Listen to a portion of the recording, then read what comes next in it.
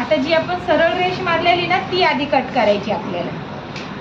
सरळ रेष अशी कट करायची, क्रॉसमध्ये कट करायचं, मग नंतर असं, आणि जे 1.5 इंच आपण वरती सोडलेले इलास्टिकसाठी ते कट करायचे.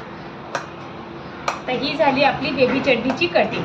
आता कटिंग झाल्यानंतर आपल्याला हा पार्ट ओपन करायचा. हा पार्ट ओपन केल्यानंतर हा जो शेप आपण मारलेला ना तर एकाच बाजूला आपल्याला हा शेप कट करायचा, बरोबर असा करून ह्या पॉईंटच्या इथून बाहेर निघायचा. बघा ही झाली कटिंग आपली. मग हा ओपन करायचा.